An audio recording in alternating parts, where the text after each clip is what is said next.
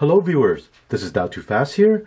Now this video is something that many viewers have been asking about when it comes to Dashcam, and that is hardwiring a Dashcam. So in this video I will show you how to hardwire a Dashcam to your fuse box and record that video clip while your vehicle is parked. Now there is one thing I need to mention first, and that is to do with the parking monitor feature. That feature is totally dependent on how that car dash camera is designed. Some of them have this feature, some of them don't. And some dash cam that has this feature actually don't work very well. Now for this installation, all the parts you see right here are from the company NuNet, who makes the dash cam that you see right here called NuCam. And this is a dash cam that I reviewed recently. If you have not seen that review, I will link it at the end of this video.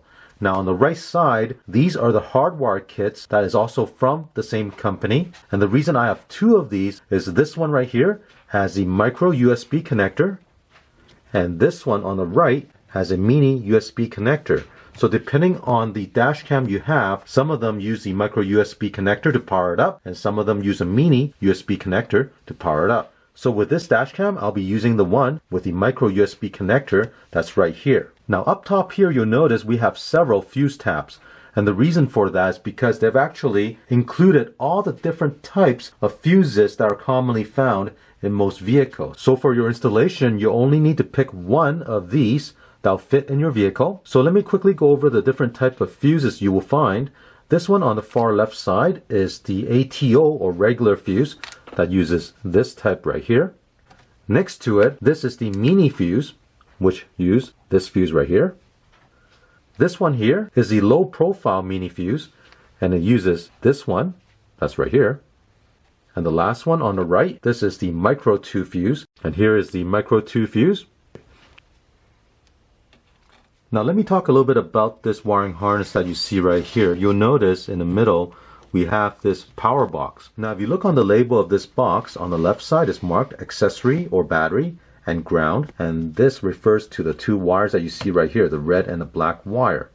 On the right side we have this black cable that outputs to the USB connector, and it says output positive and negative. Also if you look in the middle, there's a low voltage protection parameter, and it says 12 volt to 11.6 volt. Now if you're connecting this to a 24 volt system, then the protection parameter is 24 volt to 23.2 volt. What this means is when it drops to 11.6 volt, this box will shut off the power that goes out to the USB connector. And that will protect your car battery from draining all the way to a point where it cannot start the vehicle anymore. And this is why we need to have this box in this wiring harness.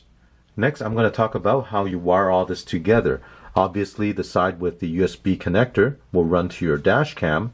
Now on this side, with the black and red wire, the black wire will go to chassis ground, and the red wire will connect to one of these fuse tabs. So depending on which one you use in your vehicle, let's say if I use a regular ATO fuse, then you would crimp this fuse tab to this red wire.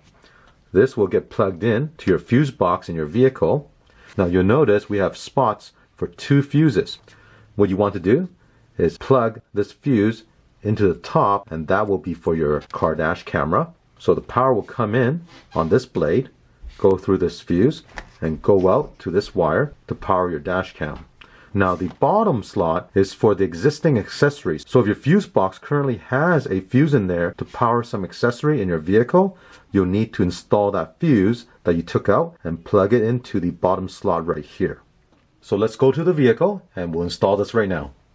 I'll be installing this hardwire kit into my 2017 Nissan Pathfinder. I've gone ahead and removed the cover for the fuse panel, and on the back you usually find a sticker like this that tells you each fuse and what it powers. So on this vehicle, I'm going to be tapping into the top right hand side. You see that 10 amp? That's a room lamp. Now for this, we do need a constant 12 volt, not the accessory 12 volt. So I'm going to test it out and make sure there's constant 12 volt on that fuse. Here I have my multimeter set up to read the DC voltage. So right now I'm probing the 10 amp fuse, which is labeled as a room lamp or the interior light lamp. And on my multimeter, you can see is 12 volts. So this fuse does have the constant power that I need. Now I'm going to pull that fuse out. And here it is. Now this is a fuse I pulled out of the vehicle. So this vehicle uses the low profile mini fuse. So I've gone ahead and picked out this fuse tab that you see right here that came with the kit. And this one will accommodate the low profile mini fuse. And what you want to do is install the fuse that came with the kit at the top right here. This is the 10 amp fuse that came with the kit. Plug that in. And because the location on that fuse box already has a fuse, then we want to put that fuse back in, and we'll put it at the bottom right here.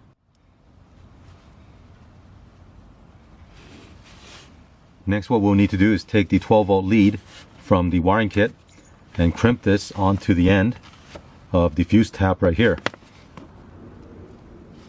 With a crimper, go ahead and crimp this wire into this butt connector.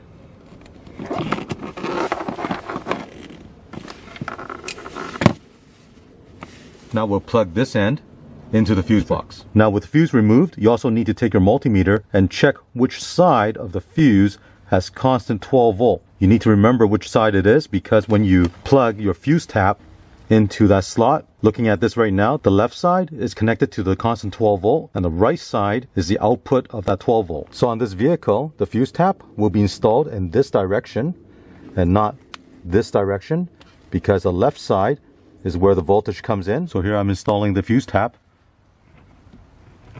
Push it down until it's inserted into that slot. And now we need to connect the ground wire to the chassis of the vehicle, and right underneath the hood release with 2 bolts that we can remove, and that's where we're going to connect the ring terminal on this ground wire. So I've loosened it with a wrench already.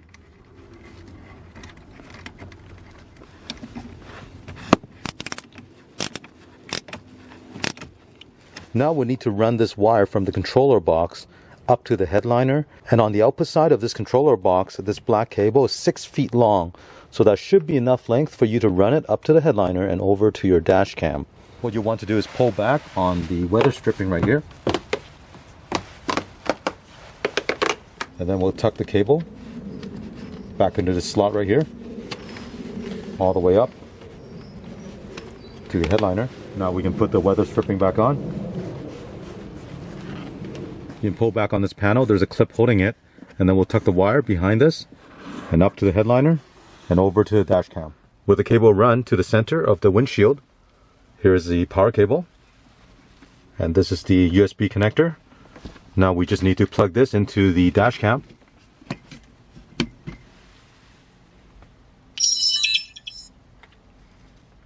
Now that the dash cam is hardwired and is powered on, let's take a moment to talk about the parking mode of the dash cam. Now with this NuCam dash cam, it does have a parking mode, and you can enable it to trigger the dash cam to come on when it detects an impact. Now this feature does work, I've tested it. However, you have to keep in mind, now that we have constant power going to the dash cam, it will not turn off automatically when you turn off the ignition. So to use that parking mode feature, you'll need to manually turn off the dash cam every time you shut off the engine. So let me go into the menu, I'll turn on the parking mode and demonstrate to you how this works. Stop the recording, press a menu, scroll down until you get to parking mode. We'll turn this on. Okay, press menu to exit. So let's say we've parked the vehicle, and now we'll manually turn off the dash cam by pressing and holding the power button. With the parking mode enabled, if it detects an impact, it will turn on the dash cam and record the video. So what I'm going to do right now is hit my A pillar to simulate an impact, and then you'll see the dash cam turn on.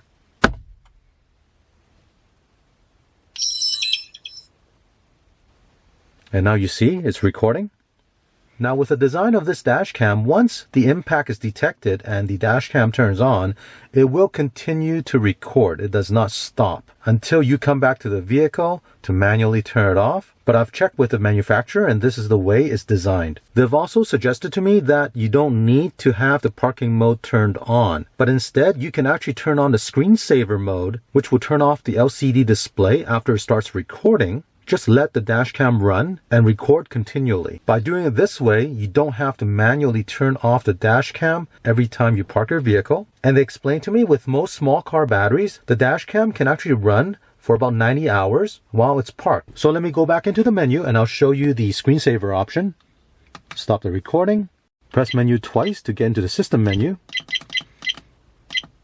Screensaver. Now we can set this for 30 seconds or 1 minute. Let's set this for 30 seconds. Press menu, begin recording. So after 30 seconds of recording, the screen will turn off to save energy, but the recording will continue. As you can see, the LCD is off, but the LED on the side is still flashing. That tells you it's still recording. If you want to turn on the LCD, just press the power button once. With this setup, the dashcam is always ready and recording to capture any event that might happen.